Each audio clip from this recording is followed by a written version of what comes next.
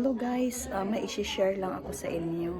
Um, Ito ay akala ng mga tao, nasa Canada kami, marami kaming pera. Hindi po totoo yun. Isang kahig, isang tuka lang din ho kami dito nasa Canada. Kayod kami ng kayod, trabaho kami. Kasi kapag hindi kami magtatrabaho, wala po kaming pambayad ng bills, wala po kami pambayad ng mga um, yung mga papadala namin sa Pilipinas sa family namin. Hindi po kami mayaman dito. Kami ay nagtatrabaho. Kahit ang snow, nasa hanggang tuhod ang snow, ang lamig minus 25. Imagine yun yung negative 25, sobrang po yun. Minsan nagni-negative 40 pa dito sa amin, dito sa Winnipeg.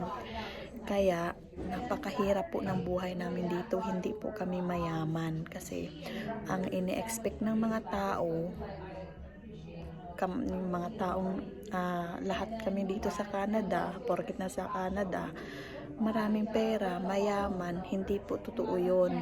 Kami po ay nagtatrabaho. Kapag hindi po kami magtatrabaho, wala rin po kami pera, wala kaming pambayad ng bills, wala kaming pambili ng mga pagkain na gusto namin, wala kaming pang shopping, wala kaming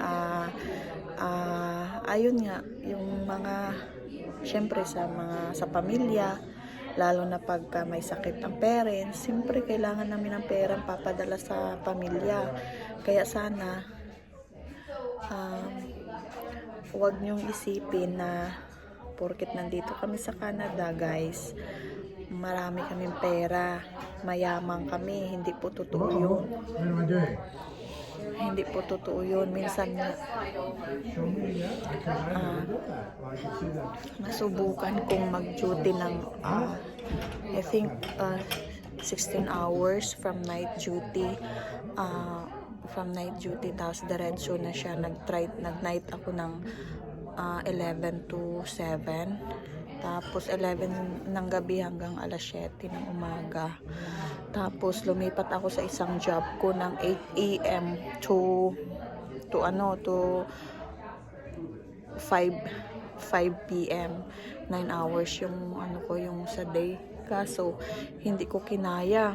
Tapos nagda-drive pa ako pa uwi sa amin. Ang nasa siguro mga 30 minutes drive pa uwi sa amin, so napakalayo. So, sabi ko sa asawa ko, hindi ko na kaya, baka mamaya makatulog ako sa paghabang nagda-drive.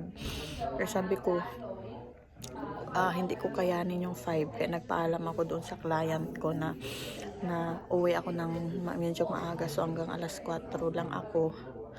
Ayun, pumayag naman. Sinabi ko lang na may school ako, pero hindi kasi ako nagsasabi na mayroon akong ibang job kasi syempre ayaw nila ng ganun. Galing ako sa puyat tas papasok sa kanya, parang ayaw nila ng ganun kasi isipin nila hindi ko magagawa yung duty ko kasi nga puyat ako. Kaya hindi nila alam na ganun ang ginagawa ko. Napakahirap po ng 16 hours duty.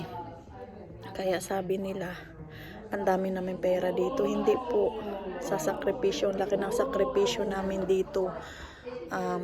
Sabi ng asawa ko, hindi naman ako kailangan mag-double job kasi wag mong patayin ang sarili mo. Pero minsan nanghihinayang din naman ako para mayroon akong perang sobra.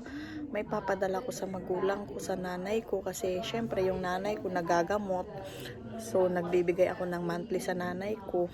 So kailangan ko ng extra pera para hindi ako mahihirapan sa mga ibang bills namin kasi ang dami naming bills, 2 sasakyan namin. So tapos na yung isa na lang binabayaran namin. Kaso yung maintenance po ng sasakyan napakamahal. Kaya mahirap pagka yung sabi nilang mayamang ka. Kami dito sa Canada hindi po, talagang nagtatrabaho kami.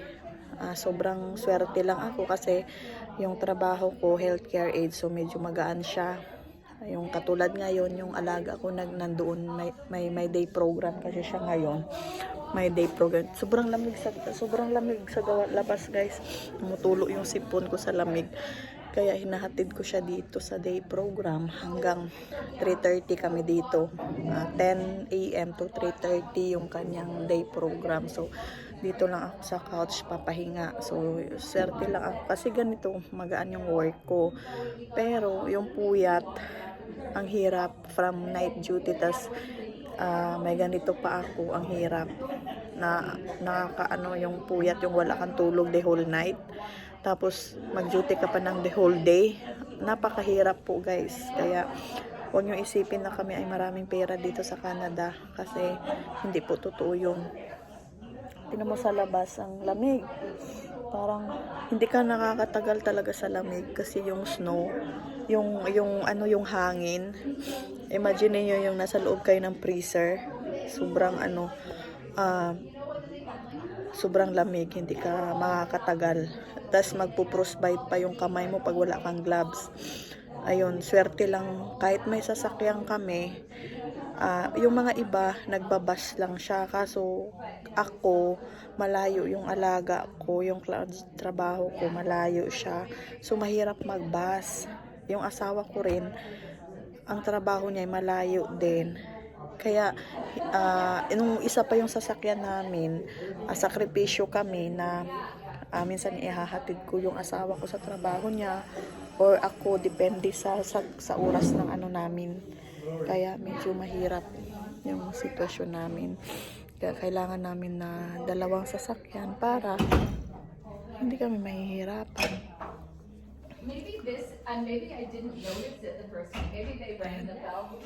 Dito sila.